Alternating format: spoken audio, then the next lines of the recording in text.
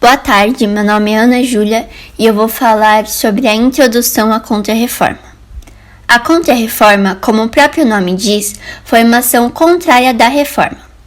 Ela se baseia em um movimento de combate aos avanços das críticas exercidas pela Reforma Protestante, que ocorreu em parte do século XVI, mais precisamente no ano de 1545, na cidade de Trento, na Itália.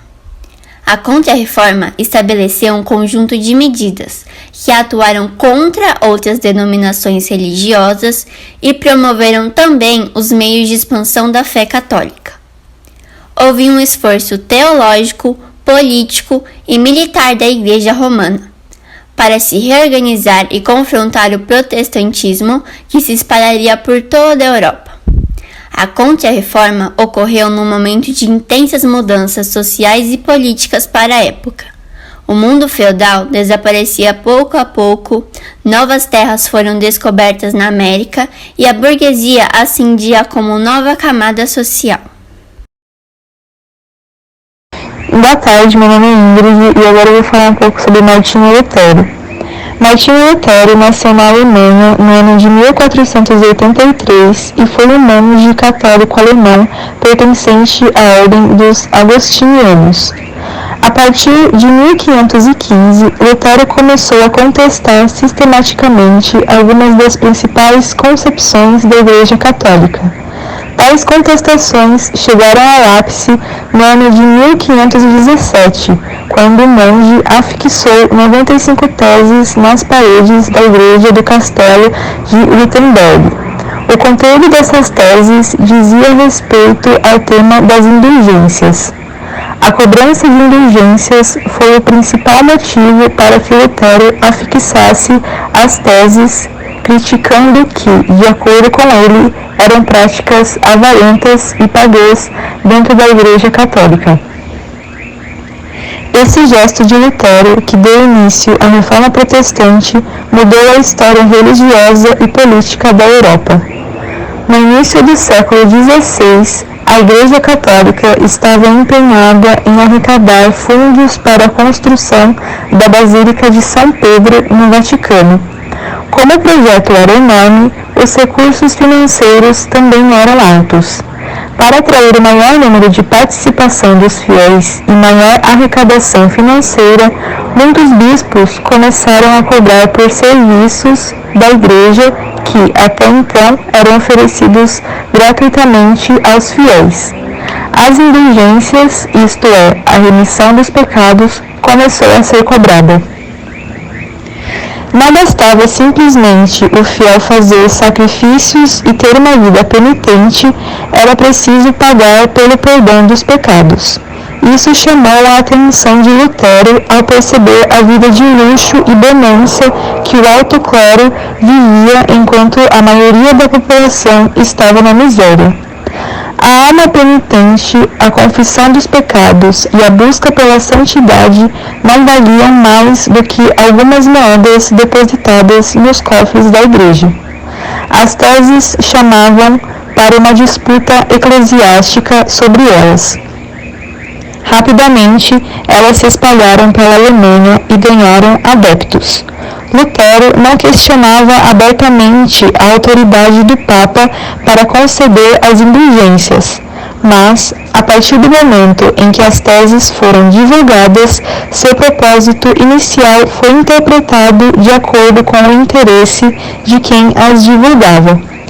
A Igreja, logo após Lutero afixar suas teses, nos primeiros dias não tinha levado a sério o que pretendia o padre agostiniano. No entanto, como as ideias começaram a tornar-se conhecidas, o Papa Leão X designou o professor de teologia Silvestro Mazzolini para respondê-las em tese acadêmica. Ao publicar-se a réplica, Lutero respondeu ao teólogo, iniciando o debate sobre a autoridade do Sumo Pontífice. Como a controvérsia não tinha fim e os textos de Lutero, por causa da imprensa, eram divulgados rapidamente, o Papa excomungou em 13 de janeiro do ano de 1521. Boa tarde, eu sou a Estela e eu vou fazer uma pequena introdução da Reforma Protestante. A Reforma Protestante foi o momento em que houve o rompimento com a Igreja Católica, assim introduzindo outras variadas igrejas cristãs, como a luterana, calvinista, entre outras. Esse movimento se iniciou pelo germânico Martinho Lutero, que escreveu um documento criticando as ações da Igreja Católica e questionando o poder do Papa, chamado 95 Teses. A resposta, entre aspas, da Igreja, em forma de medidas para conter os protestos, foi a chamada Contra-Reforma. Saindo da Alemanha, as ideias luteranas passaram para a França, os Países Baixos, a Inglaterra e os países escandinavos.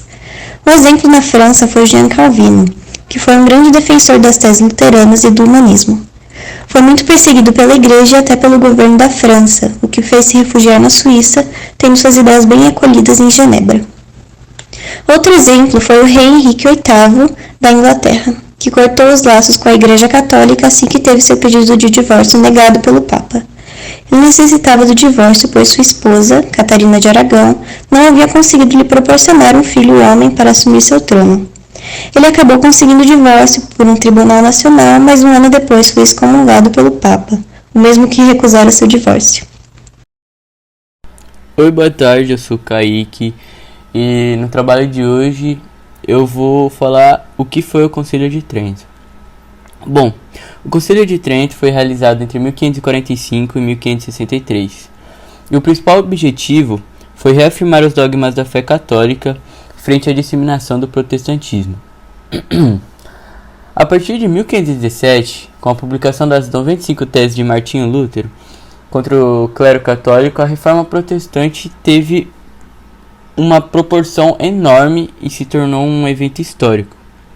A partir disso, nas próximas décadas, a Igreja Católica coube a fazer sua própria reforma, aquela que podemos chamar de Contra-Reforma ou Reforma Católica. Evidentemente, com o crescimento do protestantismo e o agravamento da situação política europeia, a Igreja Católica teve que promover um concílio na cidade de Trento para discutir aquela situação. E quem estava tomando conta do concílio era o Papa Paulo III, que tinha a intenção de reafirmar os valores tradicionais do catolicismo.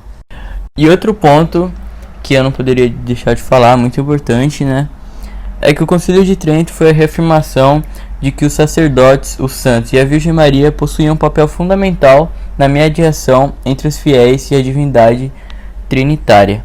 E para aqueles que não sabem, um concílio consiste na reunião da alta cúpula de clérigos católicos para discutir sobre o assunto, que podem ser tanto dogmáticos quanto pastoriais.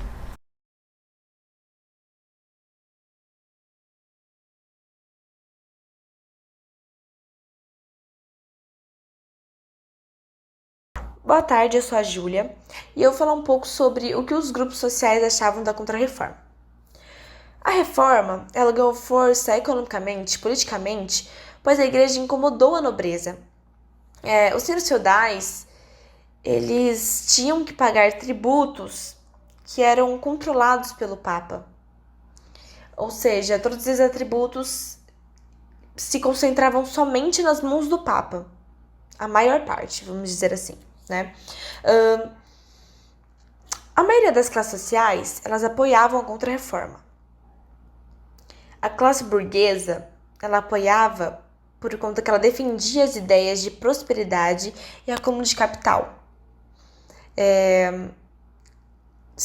Esses fatores foram muito importantes naquele período, que foi marcado pela transição do feudalismo para o sistema mercantil, tá? E a burguesia também queria uma nova religião que não condenasse o lucro, sabe? Então, porque assim, o lucro para a igreja era pecado. Então, eles queriam uma religião que não condenasse o lucro, onde o lucro não fosse errado, certo? Os camponeses, eles queriam ficar livres da exploração, da cobrança de impostos que era feita pela igreja. Os nobres, eles apoiavam porque eles queriam pegar as terras da igreja. Então, se a igreja, vamos dizer assim, caísse, não é bem essa palavra, mas